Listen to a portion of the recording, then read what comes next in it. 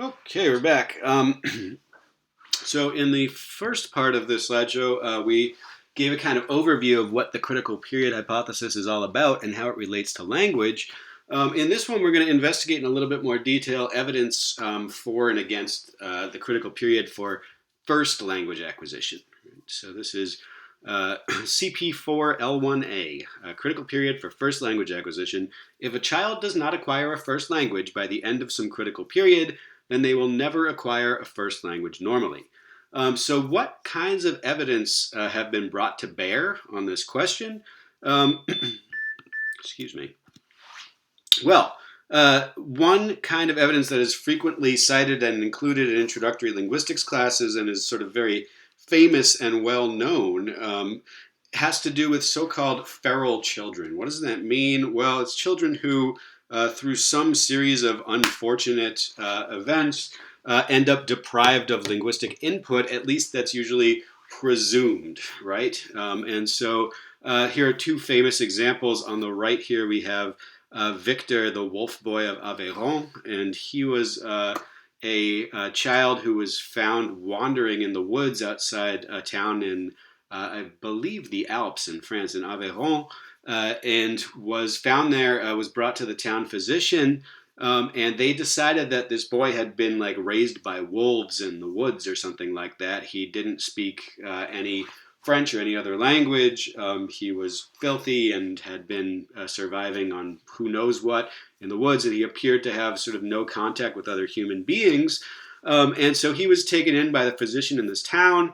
And was, sort of civilized by him and was treated kindly by all accounts, but he never learned to speak a language normally. And they estimated, or the physician estimated his age when he was found to be 12 years old.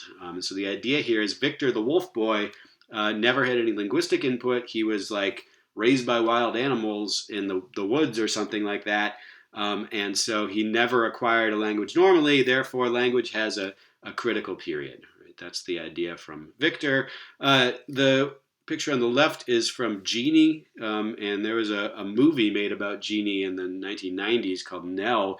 It was a very famous case of, unfortunately, child abuse, where Jeannie had a psychotic father who kept her locked in the basement essentially until she was, I want to say, in her teen years when she was found eventually and was rescued from this horrible situation. They kept her locked in the basement. They didn't talk to her. She was never taught a language or was never exposed to a language. Was just kept in this state of awful deprivation for many, many, many years as a child. And then once she was rescued and was brought to live somewhere else, she did eventually acquire some ability to communicate, but never learned English at anything like the level of a native speaker. And so, again, this was taken to be more evidence for critical periods in first language acquisition. If you deprive a child of first language input, then they never show normal or typical native language maturation. That's the basic idea here. So open and shut case, right? It's proved. Well, no, not so fast, right? So there's many, many problems with this kind of evidence. For one thing, it's very rare. There's only a few cases that are famous in the history of like human knowledge. And so, even if we were sure about the details of all of these, it's still only a couple people. You wouldn't want to conclude anything too universal from looking at a couple specific people. That's one thing. The main problem here, to my mind, is that all of these cases are going to be confounded with abuse, hardship, distress of some sort. Right? So we know that Jeannie was horribly abused as a child and was mistreated and neglected, and that could impact your ability to do any kind of cognitive task, regardless of what kinds of genetic predispositions you have for language learning. Right? We have no idea what happened to Victor, but presumably he went through some hardship in his early life that could have independently interfered with his ability to learn any kind of a language or to do anything else, because these children, by definition, have had exceptional early lives. They're not typical early lives, and you don't know whether the difference between them and a typical native speaker is the language deprivation or all the other extraordinary and awful things that have happened to these children. It's impossible to attribute their language difficulties to exposure to language rather than any of the other awful stuff that happened to them, basically. So that's a big, big problem with this kind of evidence. And finally here, not finally, there's two more things here. One of it's possible that these children were atypical before language deprivation. We have no idea. But for sure, in 19th century France, if you had a child who was developmentally disabled, it's entirely possible that a French peasant would have just sent the kid out into the woods to die, basically. Maybe there was already some sort of cognitive issue before they were ever neglected, abused, or abandoned in the first place, right?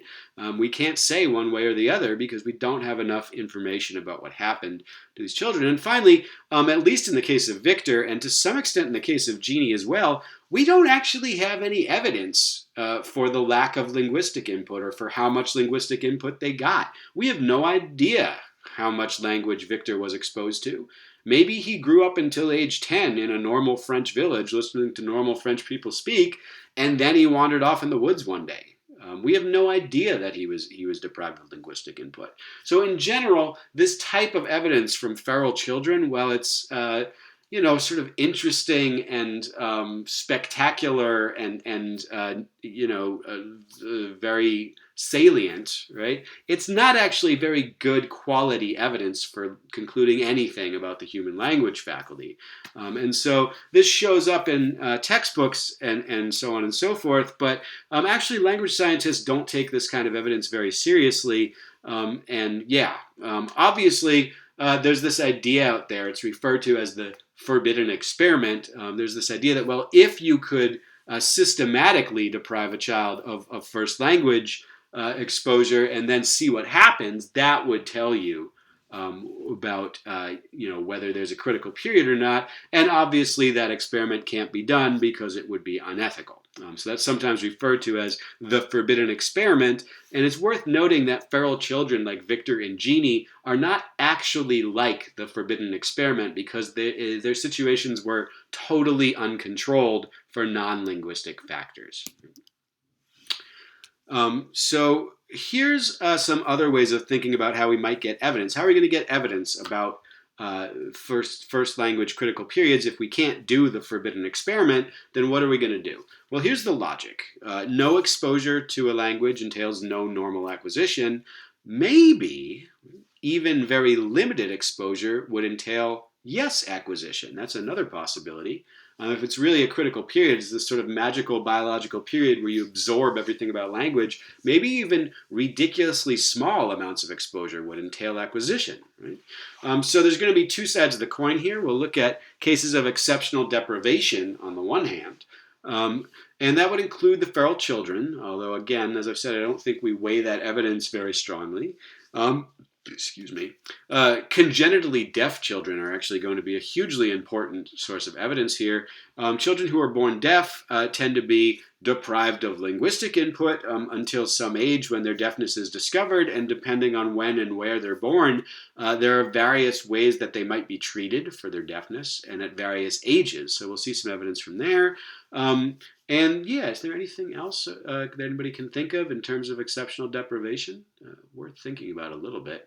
And then there's also cases of exceptional retention. This is sort of the other side of the coin. If you're just exposed to a tiny little bit of language during your critical period, is there evidence that you retain things exceptionally? That would also be some kind of evidence for at least a very sensitive period. During a very young age. And one of the easiest populations to study here would be adoptees. Right? So that would certainly be something to look at. Maybe heritage speakers, although there's been less done about that. So let's take a look at some of these other kinds of evidence here. There's really sort of two degrees of deprivation that we might be talking about when we talk about deprivation. So here's the evidence for critical periods from bird imprinting. And pictured here, this fun-looking gentleman is Conrad Lawrence with a whole bunch of baby ducks following him around. Why are they following him around? It turns out that ducks have a biological drive to imprint on a parent in the first 18 hours after they're born. This is true even in cases where the environment deprives that organism of its normal imprinting target. In those cases, this imprinting drive can focus itself on a non-canonical target. And the famous one in this case was Conrad Lawrence's wading boots. They're roughly the size and shape of a duck. The chicks that saw him before they saw their mothers in the environment learned to imprint on his boots, and they would follow him around in his wading boots, and he'd take cute pictures that get put in biology textbooks. So this is the famous example of imprinting for baby ducks. Abstracting away from the ducks and the specific imprinting behavior, we can sort of state this in more general terms. You have some biological drive to imprint on something. And even in cases where you get deprived of your normal something, maybe that critical period, that drive can focus itself on a non-canonical or unusual target. So with respect to languages, what kind of targets would I be talking about here? Well, generally it's going to be, for ducks, it's something like roughly duck-sized and colored objects in my immediate environment. In language, it's going to be, the native language of my surrounding community. That's what the target for UG is going to be. It's going to be whatever language is being spoken around me as I'm an infant. So what would happen if the environment deprived a child of native language of surrounding community, that construct? What if it just wasn't there? What would happen in that case? Well, we could find cases maybe of partial deprivation. This would be a case where you have, for instance, lots of people but no common native language amongst them. Total deprivation, maybe feral children, right? So no people around them, no language around them, although it's very hard to know. There could be another kind of deprivation here, though, which doesn't involve feral children. It would involve children where there are, again, lots of people around but no language at all. So take a moment and see if you can think about what I'm talking about in terms of that first possibility with lots of people around, no common native language, and that last possibility with lots of people around with no language whatsoever. Okay. So, partial deprivation here, lots of people with no common native language. This unfortunately has occurred pretty frequently in human history, usually in cases of slavery, where slaves are taken from one part of the world and brought to another part of the world. In particular, African slavery in the New World, in the Caribbean, in the southern United States, and in certain other areas in the world, often brought together groups of African people from totally different cultures with genetically unrelated languages, where there was absolutely no way for these communities to communicate amongst themselves because they all spoke totally different languages from different language families. And they were being thrown together on these horrific conditions in ships and on plantations. And this is frequently a case where you end up with mid-sized communities of people who have no common native language and maybe no common language at all, right? At least at the beginning.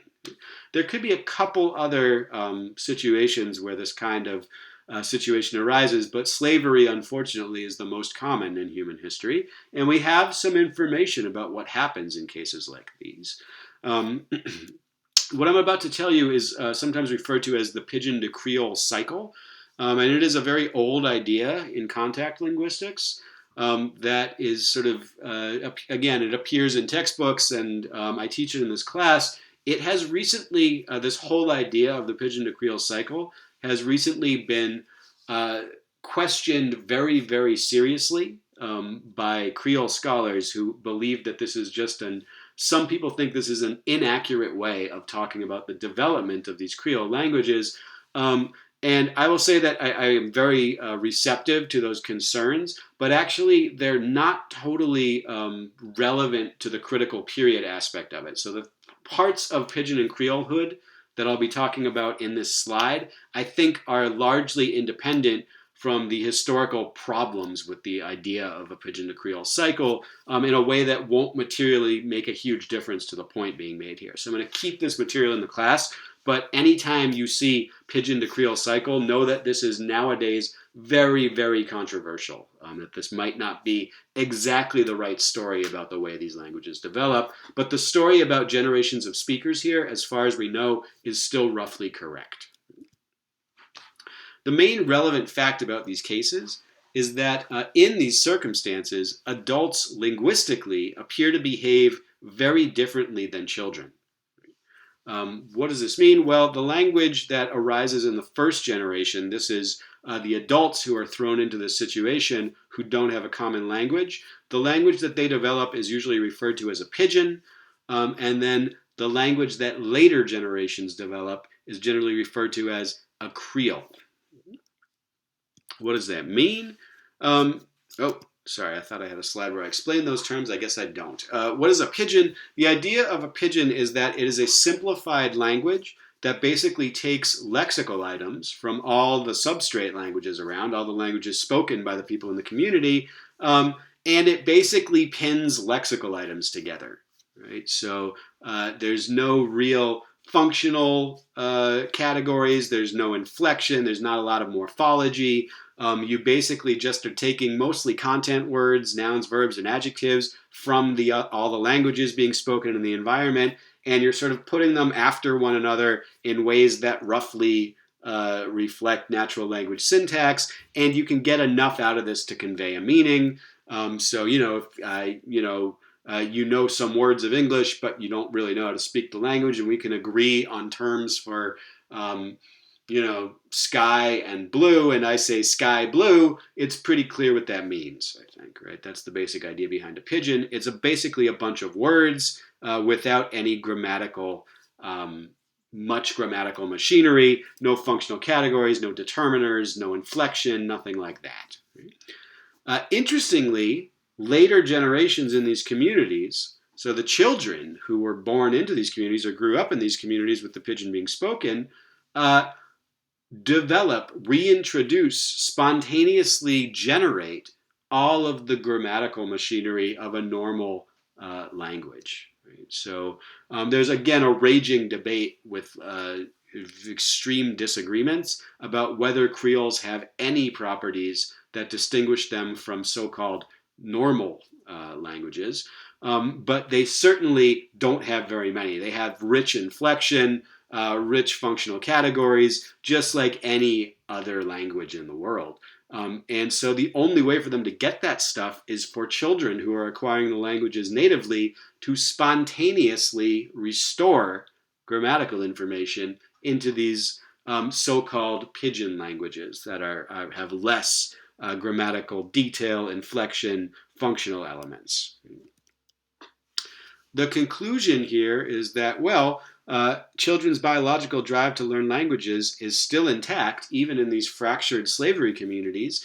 And that drive to learn, whatever kinds of learning biases children have, their universal grammar, imposes structure even when their input is unstructured. Where the idea here is that pidgins, in some regards, in terms of inflection, morphology, different kinds of functional architecture and categories, are impoverished input, yet the children learning these languages natively have such a strong drive for all of these grammatical components that it imposes structure on that input. Can you think of any other type of conclusion that you might get from these, from looking at such phenomena? I'll leave that one actually for the end of for the next set of slides, because there's going to be an interesting idea there. Here's a maybe even more spectacular case of the emergence of different kinds of languages from conditions of social contact. So this is going to correspond to the example that I mentioned there that isn't feral children, where you have total deprivation with lots of people around, but no language at all.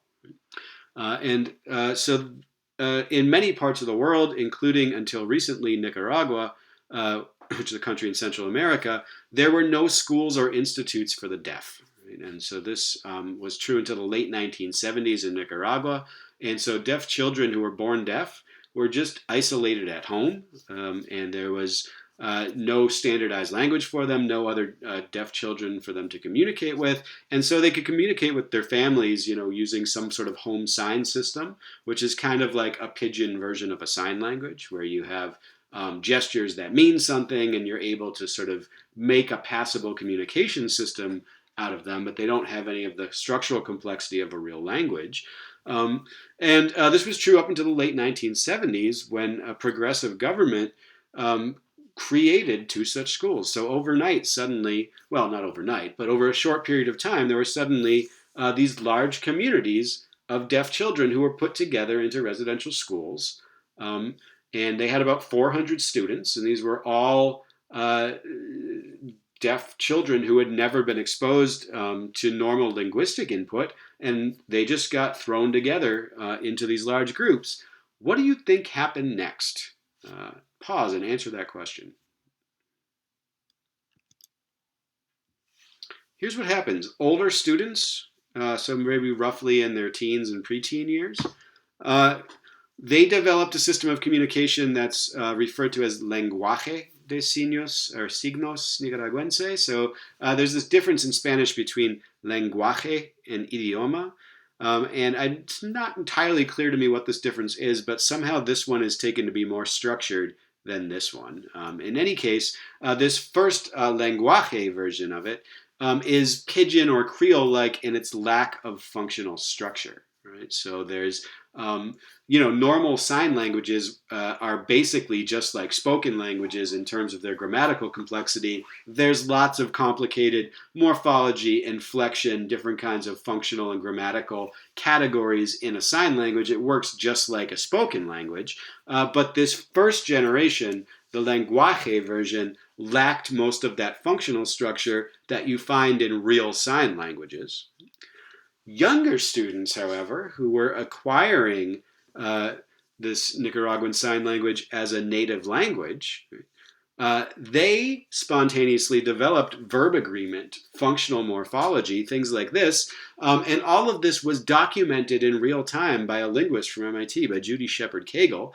There's an interesting kind of fun backstory here. So she was a sign language linguist who was teaching, I don't know, I think she's certainly was at the University of Southern Maine for many years. I don't know if that's where she was teaching at the time, but in any case, she was an expert on sign language linguistics. The Nicaraguan government had built these schools for the deaf with the idea that they were going to teach these deaf children to write in Spanish and read in Spanish, and maybe to read lips and to become educated citizens that will help build a better world. And they were really going to improve the condition of these children.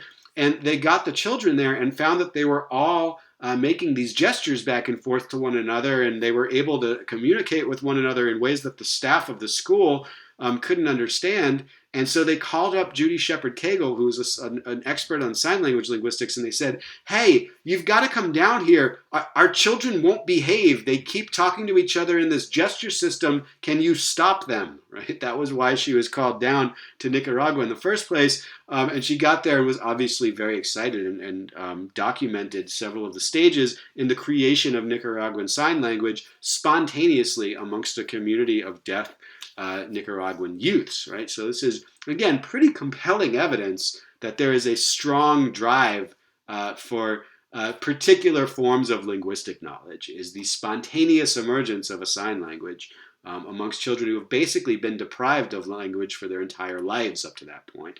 Now, again, you might look at that and say, well, that's extremely rare. It's only ever happened once. Maybe we shouldn't take it too seriously. There is a second case that's been documented that is much like this, the Al Said Bedouin Sign Language. So Bedouins are a community of traditionally nomadic people who sort of live in these very arid areas. And I gather that in this particular group, the Al Said, there is some degree of inbreeding in the group. And the rates of congenital deafness, for whatever reason, within this community are 10 to 100 times as high as in the normal population, with the result that there are many, many, many deaf people in this community of Bedouins. And so here, just as in the Nicaraguan case, there's enough deaf people in the community, you reach this critical mass, and they've spontaneously developed a sign language that has all of the complicated grammatical structure of any other sign language. This one has also been documented by linguists, and so it looks like this is not an exceptional thing. It looks like this is, as best as we can tell, a fairly normal occurrence when deaf children are thrown together in large enough numbers. So the logic of these examples is that young children have a drive to learn languages that is so intense it can be imposed on systems for which it was not biologically intended. And I've put that in scare quotes, assuming that when humans were evolving the ability to use languages, it was probably with spoken languages. Certainly not with pidgin systems, as far as we know, and probably not with gestural systems, although that said, every spoken language also has a gestural component to it. There are conventionalized ways that physical gestures fit into spoken languages, and those are, in some sense, as much of a part of the grammar as a lot of other phonological aspects of systems. The other interesting point here is that children seem to differ to some degree from adults in this regard. So you don't find the adult first-generation slaves thrown into these communities or the older Nicaraguan deaf children thrown into these communities. You don't find them spontaneously imposing grammatical structure in the same way as young children do. Right? And this is taken to be, again, more evidence for a critical period for sort of emergence of grammatical complexity in children. Here's some more interesting evidence, again, with congenitally deaf children. These are not all congenitally deaf children. Some of them went deaf at a later age. And this is from Johnson's paper showing tracking eventual performance on sort of grammatical functional morphology tests in American Sign Language from native signers, so those who are congenitally deaf, and that's the leftmost group here. You can see that they have very high scores, relatively high scores on this test of producing ASL morphology, I think this is. So this is not the ability to perceive the morphology, it's the ability to sign like a native. And there's some range amongst these native signers, but they're uniformly pretty good at this. Go to children who acquired sign language as young children, rather than having been exposed to it since birth. These are people who acquired it a little bit later. And you can see that, maybe there's some decline in performance, but they're basically up near the same level as the native signers. Late acquirers, these are people who acquired American Sign Language after puberty, on the other hand, have qualitatively different levels of performance on certain grammatical properties of ASL, of American Sign Language, than early learning and native signers. Right? So this is, again, evidence. I believe all these people were born deaf. Some of them were deprived of first language input by having not learned sign language until a later age, and those learners never quite reached the same level of proficiency as signers who were exposed to the sign language much, much earlier. This is, again, pretty direct evidence that once you reach a certain age and fail to have gotten linguistic input in a first language, things very quickly drop off a cliff afterwards. So that's taken to be evidence for critical periods in first language acquisition. This is a more recent literature that's come out with regard to congenitally deaf children, and it involves the development of cochlear implants. So these are digital electronic devices that directly interface with the auditory nerve in your inner ear, that basically send signals to that nerve, and they're not anywhere near as sensitive or capable of encoding as many differences as a real human auditory nerve. So they're much more coarser grained, but they can encode enough information and transmit it into your brain that with training, it can allow people to hear not maybe quite as much as somebody who isn't congenitally deaf, but much better than was ever possible with hearing aids or other kinds of assistive devices in the past. So this has been a huge topic of research in speech science and more applied speech science.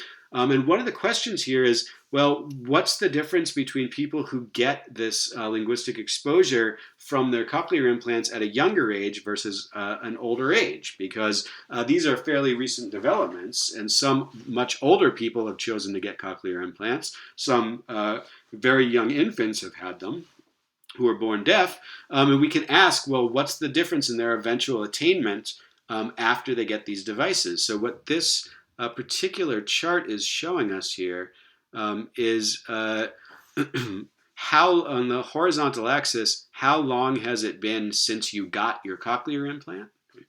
On the vertical axis, how well did you do on a consonant production task in English again? And so this is not actually measuring their ability to hear anything, even though that's what the cochlear implant does. This is really measuring their implicit linguistic knowledge because it's trying to see how well they've learned how to produce consonants, right? Which requires more than just being able to hear. Right? The different lines here represent different groups. So this solid line is group A1. This is people who had cochlear implantation. I believe in this one it is at under 1 year old, so during early infancy. These two lines are children getting implants from age 1 to about 7. There's not much difference between them. One of them is like 1 to 3 years old. One of them is 3 to 7 years old, something like that. There's not much difference. And then you get to these 7 to 10-year-olds down here, and they are, again, not acquiring knowledge as quickly.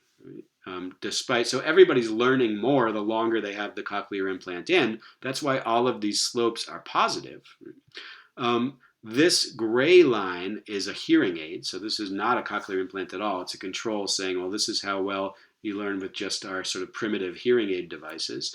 And the people who get these implants after 7 years old are not necessarily doing much better than the people who just had hearing aids, the traditional technology. But you're finding a faster rate of learning and higher eventual attainment with children who got these implanted younger. And with implantation in early infancy, you can make the case this is really a qualitatively different pattern that they're acquiring.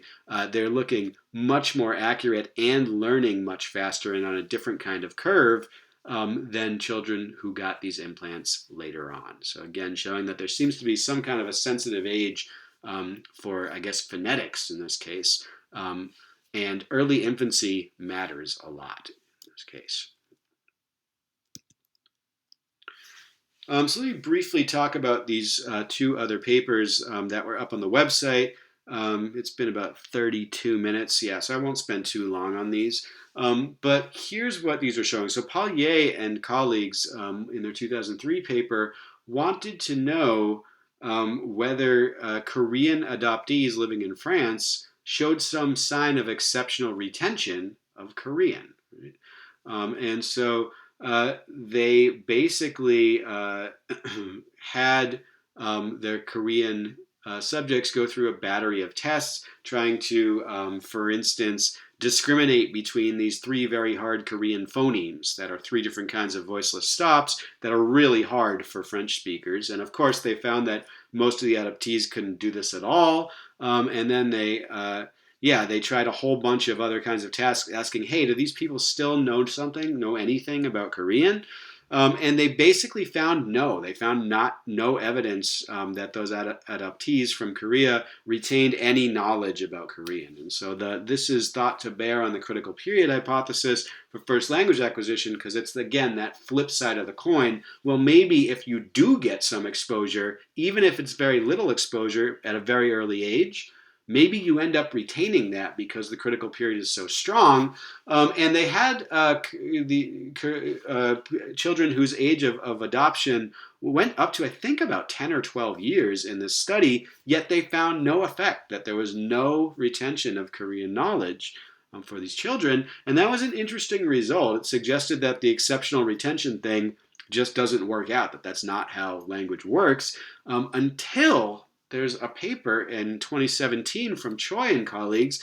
And what they showed is a very similar experiment. I think it was done in the Netherlands rather than France, but again with Korean adoptees, and again trying to train them on this difficult phonemic distinction between tense, lax, and aspirated stops in Standard Korean or in Seoul Korean. And here, they again started by seeing whether people could do this, and the adoptees could not do it at any better rate than the native Dutch speakers, who were the control group here. But then they gave them training. They trained them using a bunch of tasks with feedback to figure out how to either produce or perceive or both some of these stop sounds. And what they found here was that everybody showed some amount of learning. The Dutch people showed some learning, but the Korean adoptees learned faster. Even though they didn't start out recognizing these phonemes better, they learned to discriminate them faster than the Dutch-speaking controls. So that is super fascinating, right? It basically means that, no, they didn't exactly retain the knowledge from having been infants in Korea, but they regained that knowledge more readily than people who hadn't had that experience of being in Korea as an infant. So if that result holds up, and again, this is just one experiment, and I'd want to probably see a lot more data before I'd accept this uncritically, but it does appear to be the case that even very limited exposure in early infancy or early childhood can leave some kind of a lasting trace on people's linguistic knowledge as adults. That was the point of the Choi et al. Paper. So basic summary here, it's very hard to get very direct evidence for critical period effects in first language learning, especially because the relevant experiment, which would be just depriving people of language, is impossible for ethical reasons. But all the little partial bits of evidence that we've been able to group together from different kinds of aberrant and unusual social phenomena, from feral children to slavery to congenital deafness, all seem to point in the same direction. Which is that it looks very, very likely that there are critical period effects in first language acquisition, and that people who are deprived of input or have degraded input during early childhood and during infancy end up having lasting differences in the way that they acquire languages compared to people with so-called normal linguistic input. So I think it's hard to be 100% certain, but the general consensus for is there a critical period for first language acquisition? The general consensus seems to be yes.